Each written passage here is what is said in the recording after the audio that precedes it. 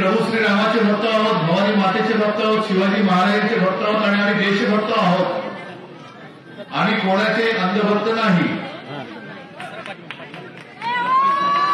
आणि राम मंदिराचं जे लोकार्पण होत आहे त्याच्यामध्ये ती जी काय प्राण प्रतिष्ठापना होणार आहे ती केवळ प्रभू रामचंद्राची सीतामाईची नाहीये, तर ती आम्ही असं मानतो की त्या निमित्ताने आपल्या देशाच्या अस्मितेची ती प्राण प्रतिष्ठा होणार आहे. एक लढा जो काही शक्य चालला होता, शक्य चालला, पण कोणाची हिंमत नव्हती. जे शिवसेना प्रमुख बोलले होते त्यावेळेला सगळीकडे सामसूम झाली होती की बाबू कोणी पाडली, बाबू कोणी पाडली, आम्ही पाडली, आम्ही पाडली, पळापळ झाली होती. आणि मग याच भारतीय जनता पक्षाचे ते सुंदरसेन भंडारी, बरोबर ना सगळी, याला विचारलं होतं तर त्यांना घाम फुटला होता.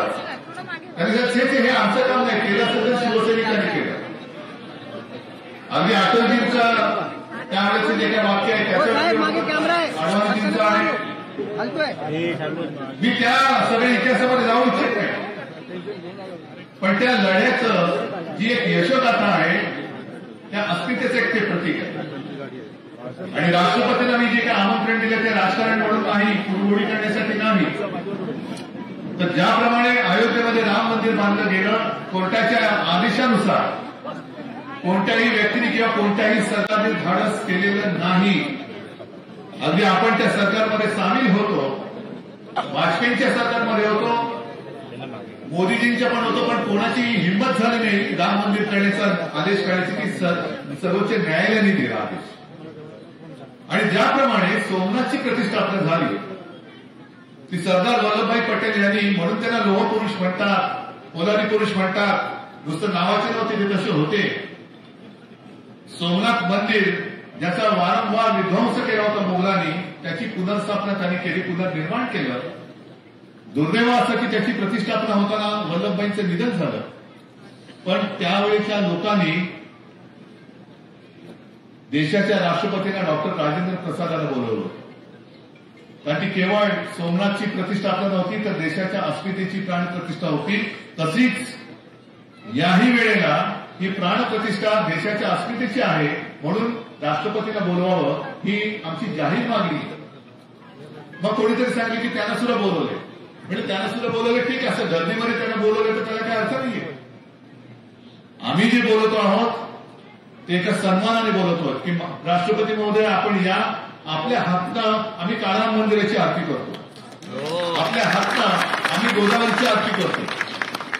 आणि विशेष म्हणजे आपण आरती करताना फोटोमध्ये मी संजय राऊत असतानाही आपल्या एकटीचा फोटो येईल.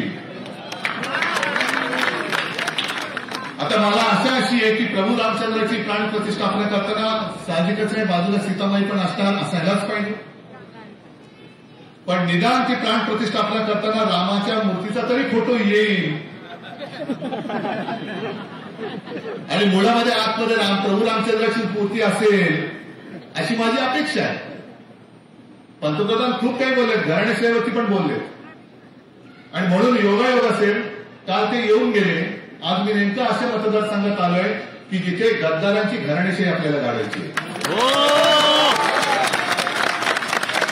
गद्दारांची घराणेशाही. मी माननीय पंतप्रधानांना सांगतो की उगाच घराण्यावरती बोलू नका.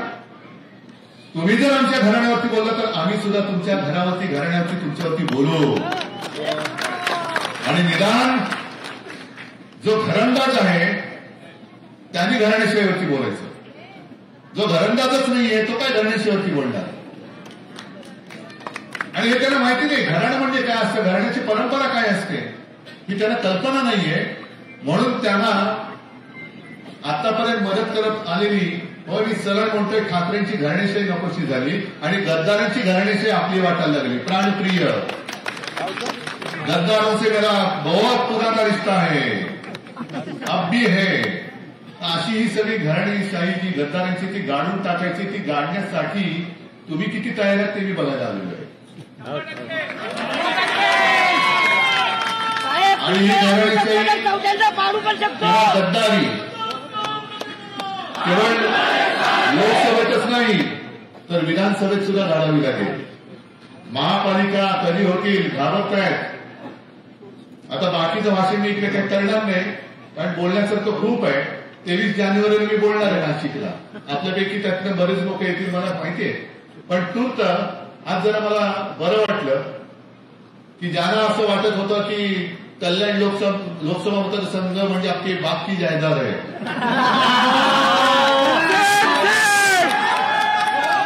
असं त्यांना वाटलं होतं.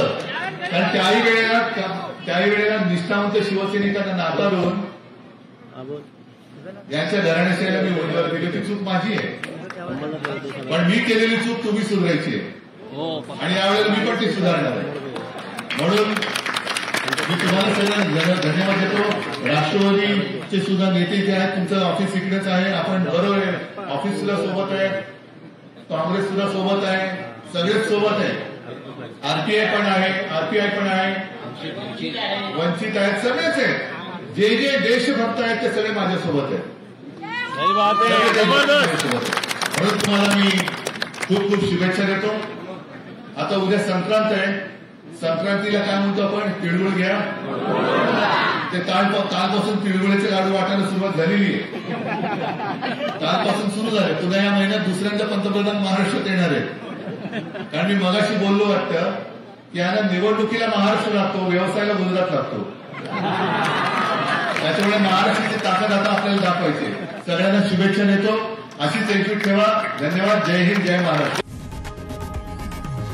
लोकशाही मराठी ऐका, पहा, जागरूक रहा.